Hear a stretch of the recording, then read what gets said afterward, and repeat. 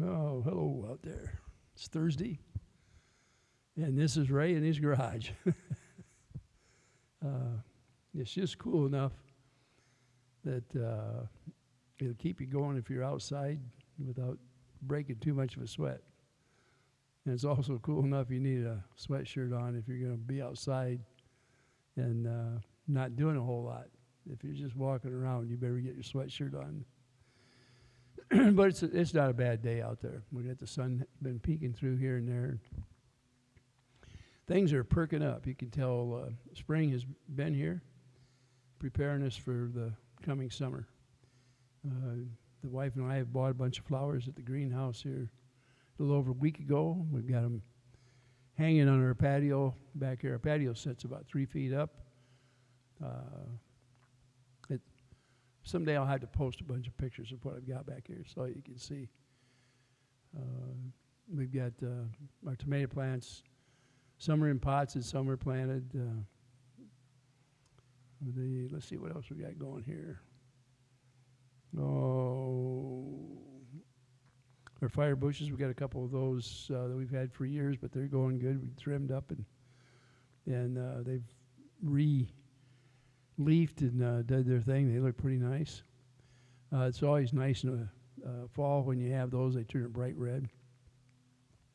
Spruce I put in last year is doing fine. I got it sitting out here at the end of the driveway just to the east a little more.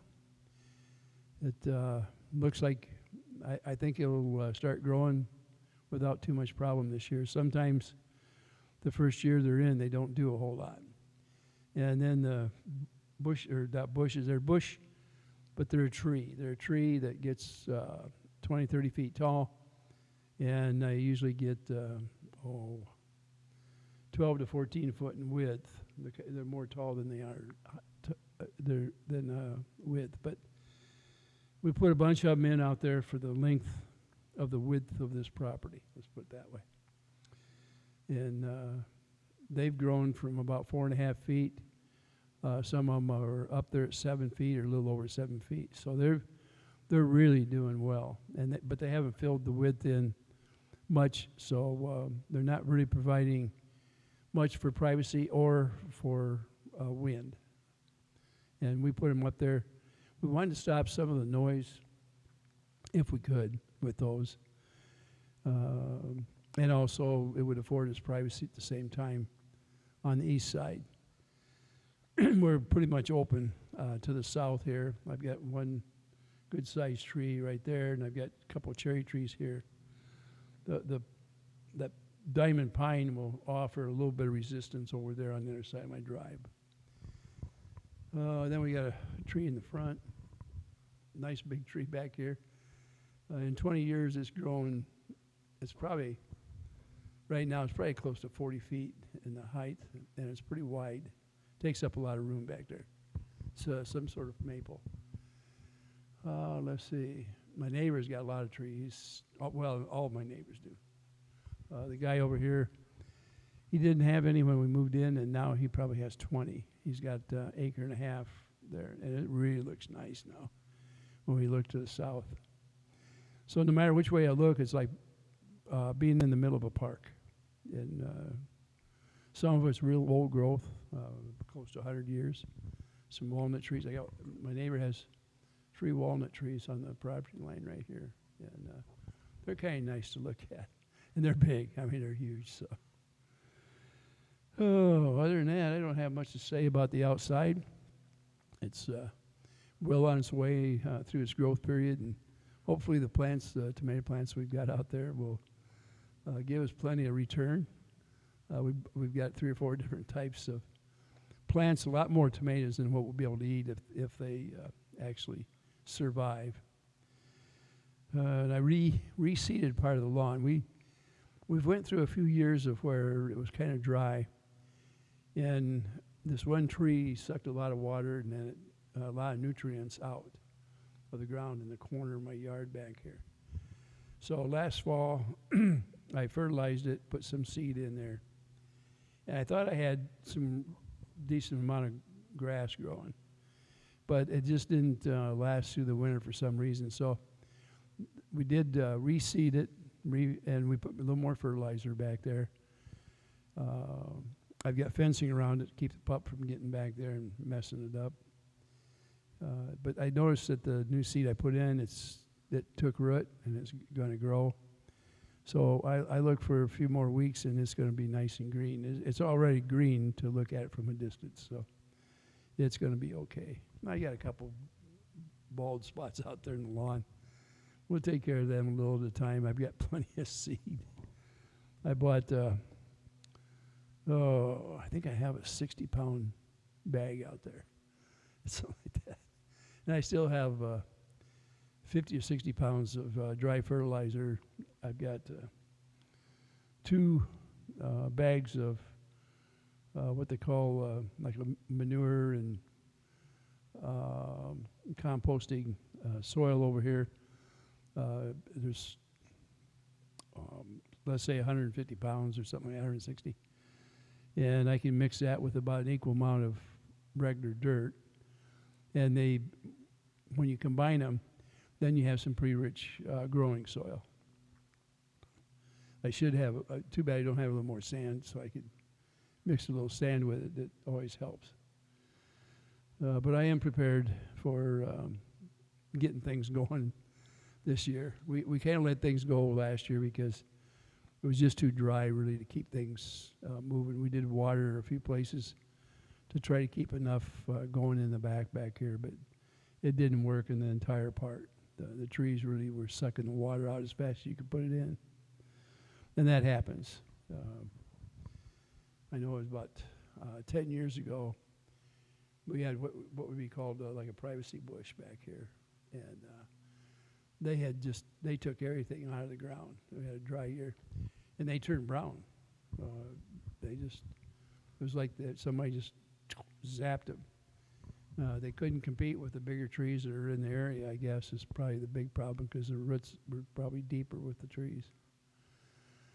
But the other end of them, which goes that way, they survived it, and they're about 10 feet tall, I think, and probably about 8 foot in width, east to west. And then they run about 80 feet of them run back that way. So there's plenty.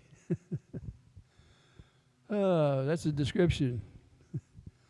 One of the things today, too, I may end up monetizing this channel if it looks like I might need it for legal expenses that be coming up. We're going to see what's going to be expected here pretty soon, I think. And there's nothing wrong with maybe getting prepared. I probably won't enact it till I really think I need it. And I was thinking about getting a friend of mine to redesign a web page for me to make it a little easier for me for my entries and stuff. And give it a little better look when we're doing something with it. We'll just have to see what I can get going on here. Make it as professional as I can. As you know, all I've been doing is I turn the computer on, talk on it a little bit, and what you see is what happened. It's, no cutting and pasting or any of that stuff. But this, I think I'm going to have to change it if I want to monetize it to keep people coming.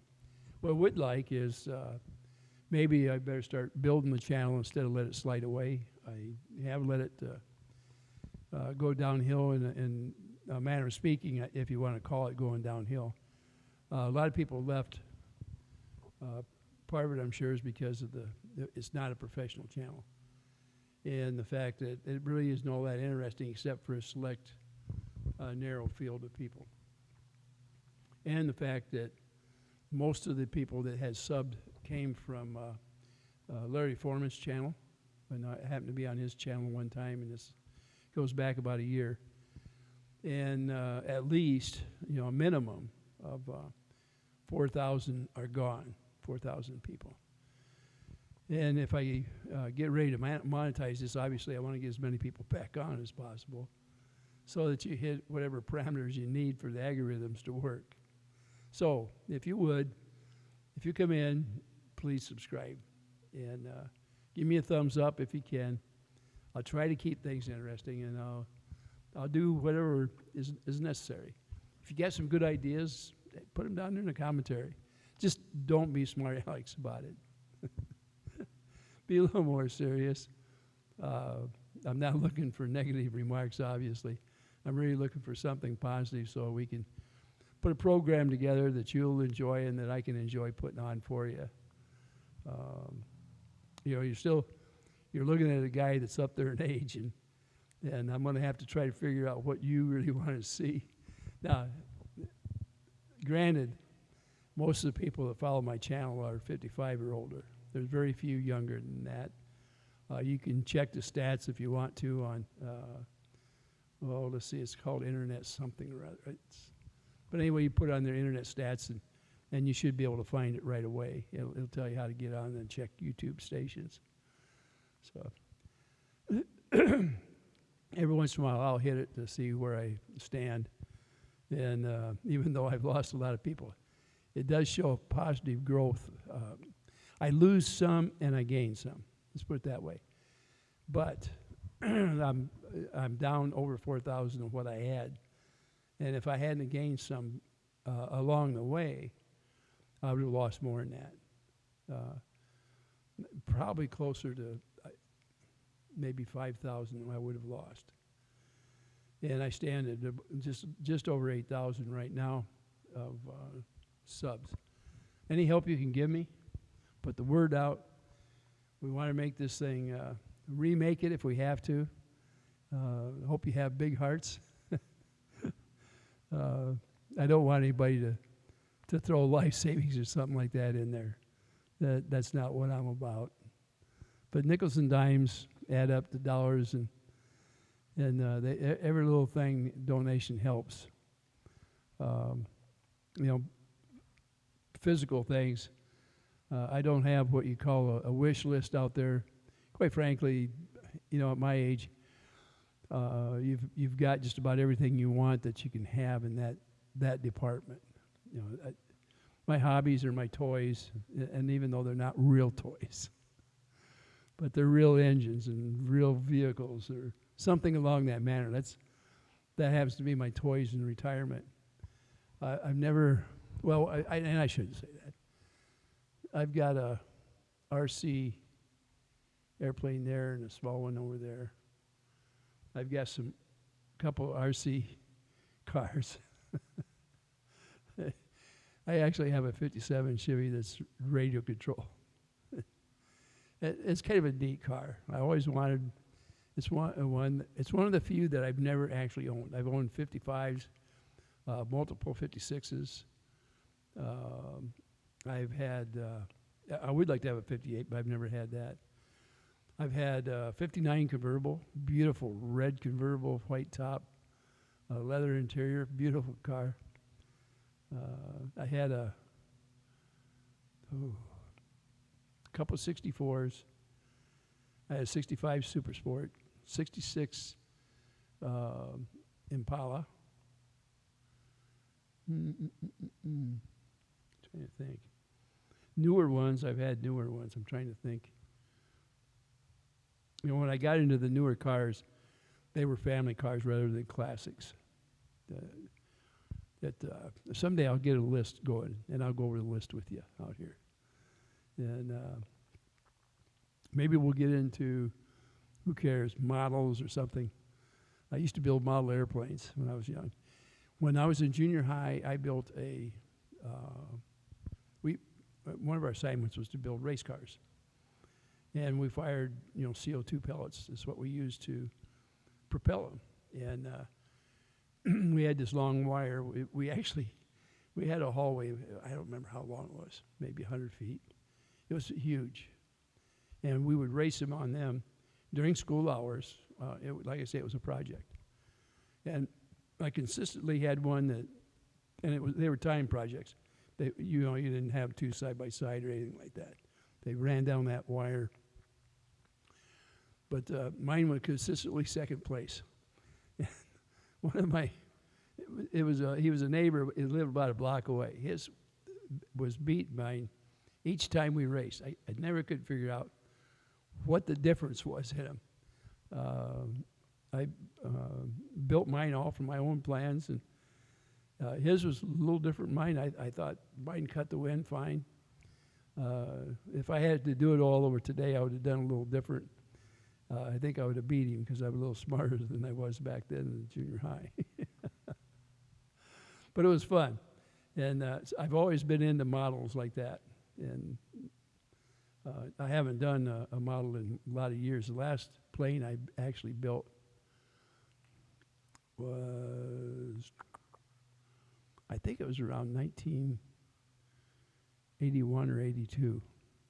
And I used to build them from scratch.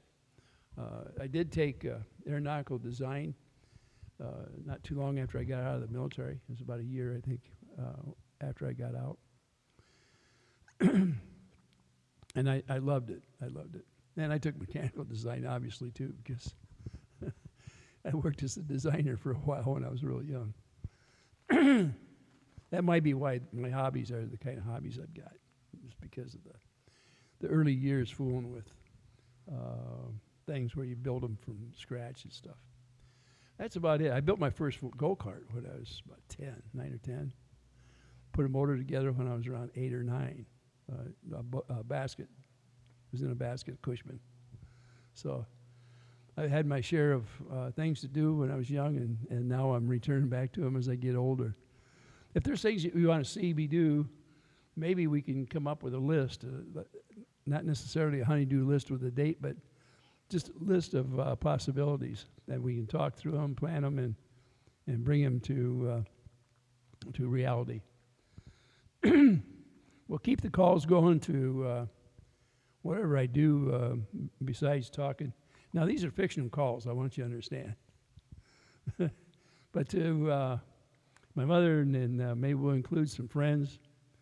There will be caricatures of real friends that I've known over the years.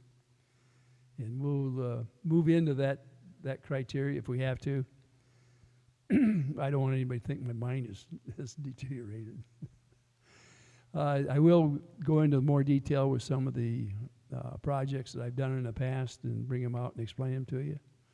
Maybe some of you will want to get into stuff like that yourself. As far as other projects, I don't know too sure how many of them you'd really be interested in.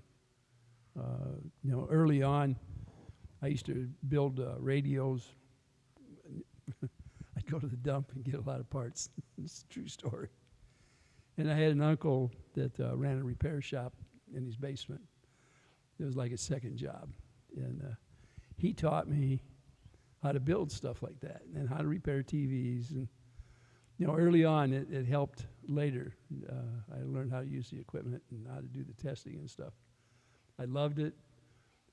When he was teaching me, I did a lot of the stuff. Of course, I didn't get paid for doing that stuff. But what I did get was an education in it. He even built a steel guitar. Was it beautiful? And I played it a couple times. I wasn't good at it. But like I say, I was just learning things. And they taught me how to play a uke when I was really young. And I haven't done that in a lot of years. My last guitar, and I never was a good player, but my last guitar, I sold it. It was just just nothing but a cheap guitar. Man, it's been, I think, 20 years ago that I sold it. It was before I retired. My hands, that's how far I can get them together. I can get that one down now. This morning I couldn't. It's very hard for me to grab something. But maybe I'll either pick up and try to fool around with a guitar on here, showing you how much I forgot or how much I remembered. One of the first ones I learned was Peter Gunn. But the cornet I can't play, or the trumpet anymore. I don't have the air. I thought about getting a keyboard in here and maybe I will that. And I'll try to practice up a little bit, and then I'll show you the fruits of the labor on that too, maybe. I just got to see how much I remember from years ago. I kind of got out of that. I got into the singing portion, but didn't do a lot of the instrumentals. It seems like in my head I can do it, but I'm not so sure what it's going to be like physically. Like I say, my hands don't work too well. I have an awful time even trying to type. But we'll just see. Maybe we'll see together. Maybe you want to go along at the same speed I do. If you're anywhere near my age, maybe we can learn together. What do you think about that? With that, I think I'll let you go. I've rattled on enough. You've heard me. With that, oh yeah, now 2 Lees should be on. This is Thursday night, so they should be on tonight. We'll see what's going on out there. They usually keep us refreshed with the latest and greatest. You know, it's the best real proof you can get on the internet for backing up stories, because there is not stories, it's the written proof. And they don't just BS you, they show you. So with that, I'm going to let you go. I hope you remember Michelle and John in your dreams, and in the help to make sure that things go the right way for her. I'm still, for that, both of them and their child. The one thing I'd like to see is I'm hoping we can get that house completed before the year's up this year. I'd like to see them move into that house. And I would like to see the finished pictures and the smiles on their faces, and to see how it went. And to hear their side of the story would be a wonderful thing. What do you think?